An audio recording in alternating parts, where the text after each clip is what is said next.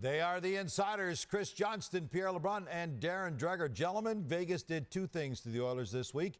They snapped their incredible 16-game winning streak, and they showed the Oilers they've still got some work to do. So, where are they looking, Pierre?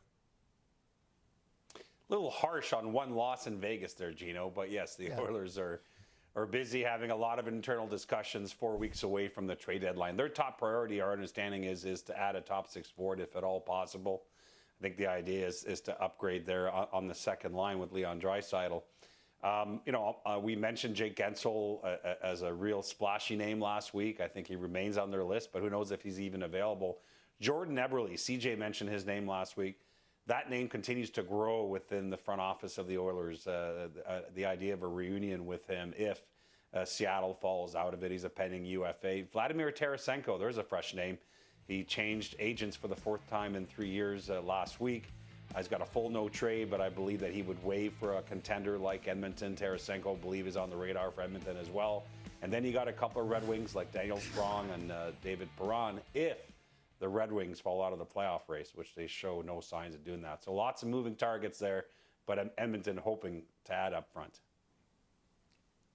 Yeah, I would agree with that. I think that the Edmonton Oilers definitely are leaning towards adding a forward, but the experience of Ken Hull and the management group of the Edmonton Oilers, they're making sure that they've got all the bases covered. So they're having conversations on some of the top available defense, like Sean Walker of the Philadelphia Flyers, and perhaps even Chris Tanev with the Calgary Flames. Now, to make a deal like that, it seems likely you'd have to include either Cody Ceci or Brett Kulak. And again, it's more likely to move on a forward. But this is Holland and the Oilers making sure that they stay in the market in every single position. And if they have to pivot or they have to shift direction, they're educated and ready to do that. Speaking of defensemen, a nasty injury to Mikhail Sergachev. He needed surgery to stabilize the tibia and fibula in his left leg.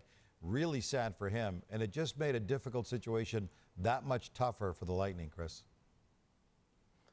Yeah, this is a bit of a complicated one. I mean, there's no timetable officially attached right now to Mikhail Sergachev's situation. I think it tells you something that he had surgery on this day, pretty quickly after suffering that injury, and that the Lightning have said he'll return home soon to start immediately going through rehab. And because that's significant is that they need to know if he's going to be back before the regular season or not.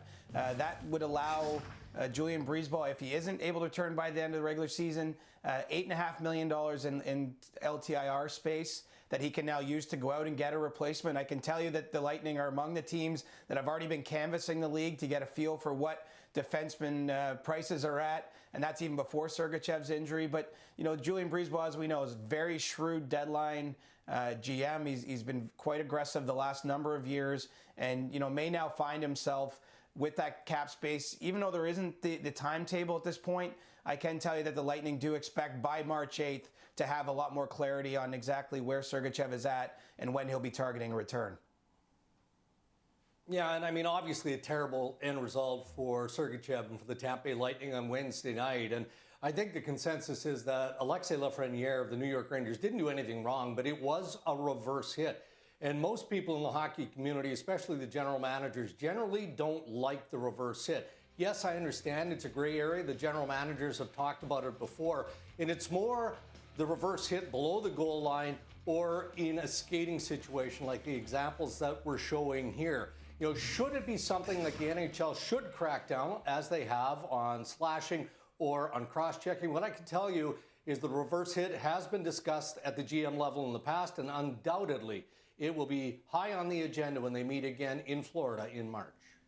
Guys, nice debut for Elias Lindholm. He had a pair of goals in his first game as a Canuck. A great ad for this year's run, but what's the long-term plan for the pending unrestricted free agent, Pierre?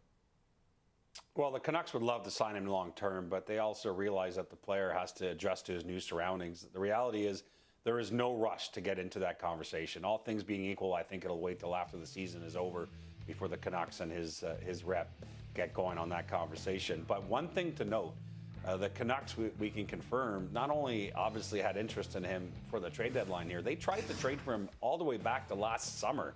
Around the time that Craig Conroy became Flames GM, the Canucks showed interest in Lindholm, which is interesting because they obviously didn't know they'd be in first place months later when they got him. But it tells you they view him as a long-term fit if they can make it work. Guys, just days after the NHL announced the Four Nations Cup for this time next year, USA Hockey announced Bill Guerin as its GM for that event and the 2026 Olympics. Why so quick to make that announcement, Chris? Well, the biggest thing is they got to make selections in June. There's going to be 6 players from each team selected at that point, with the rest of the roster filled out next year. And this is easier for the European clubs. Finland, Sweden, they have full-time national team general managers and coaches, so they have a good handle on this sort of thing. Dregs mentioned that Hockey Canada is already getting going on its management group for this series of tournaments. But Bill Guerin takes a job now, and he'll quickly be putting in the first 6 selections for Team USA come June. They are the insiders, Chris Johnston, Pierre LeBrun, and Darren Dreger.